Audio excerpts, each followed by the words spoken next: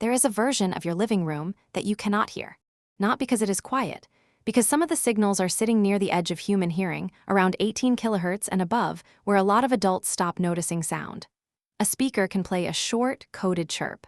A phone microphone can hear it. A TV, smart speaker, laptop, or store display can use the same trick. The important part is the permission model. This does not need to look like Wi-Fi pairing. It does not need to look like Bluetooth discovery. To the app, the useful permission can be simple microphone access. Once the microphone is open, software can listen for a pattern that people in the room never consciously heard. That is the quiet privacy problem, not a spooky movie device, but a normal microphone doing one more job in the background. The basic mechanic is called ultrasonic cross-device tracking, or UXDT. One device emits an audio beacon with a unique signature. Another nearby device listens, recognizes the signature, and reports that the two things were close to each other. Think of it as an acoustic handshake. The TV says, silently, this screen is playing this ad. The phone hears the high-frequency ID and says, this phone was near that screen. A store entrance can do the same thing. A product display can do the same thing.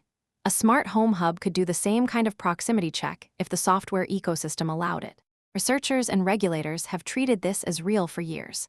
The FTC warned app developers about silver push code that could monitor microphones for audio beacons from TV ads. Later research found hundreds of Android apps that included ultrasonic listening technology. So the question is no longer whether the physics works. It is who gets to use it, who gets told, and what the data becomes after the handshake. One beacon only says nearby. Several beacons can say much more. If a phone hears a smart speaker chirp from one side of the room, a TV chirp from another, and a hub chirp from the kitchen counter, the timing and strength of those signals can become a rough location map. In research systems, near-ultrasonic ranging can use time of flight, the tiny delay between a signal leaving one device and arriving at another. That idea is bigger than sound. Wi-Fi sensing research has shown that radio signals can reveal movement, presence, and even identity-like patterns without a camera. In 2026, researchers reported that beamforming feedback from ordinary Wi-Fi equipment could identify people walking through a room with very high accuracy in a lab setting. The common theme is uncomfortable. A home full of devices is also a home full of measurement points. The data becomes powerful when it is persistent. Search history says what you typed. Location history says where your phone traveled. Acoustic proximity can say which room you were in, which screen you were near, which person had their phone beside yours, and which device was active when it happened. Most companies would not describe that as surveillance. They would call it attribution, analytics, fraud prevention, personalization, ambient context, or nearby device functionality. Some of those uses can be legitimate. The problem is that the same sensor path can support a very detailed map of physical habits, and the legal language has not caught up cleanly. Microphone permission may cover audio input in general, while the user thinks they granted voice recording for one feature. Ambient signals can be treated as technical data even when the pattern reveals something deeply personal. That gap is where the invisible mesh gets its room to grow. You cannot hear the signal, but you can make it less invisible. First, audit microphone permissions.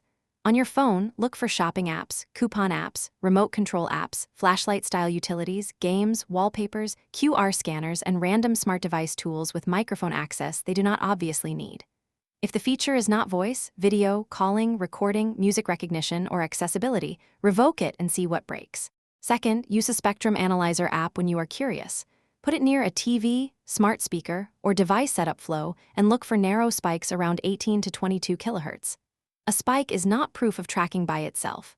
Some electronics and speakers make high-frequency noise, but repeated coded bursts during ads, pairing, or app sessions are worth noticing. Third, treat Wi-Fi sensing as part of the same privacy conversation. Firewalls stop packets. They do not stop a room from changing the radio field. That means the future needs better defaults. Clear sensor indicators, narrower microphone permissions, local processing where possible, and acoustic protocols that announce themselves instead of hiding in the air. The most useful future is not a silent home, it is an honest one. Acoustic encryption, authenticated beacons, and OS-level APIs could let a phone say, I will listen for approved proximity signals, but not for every high-frequency chirp in the room. Routers and smart hubs could expose sensing modes clearly.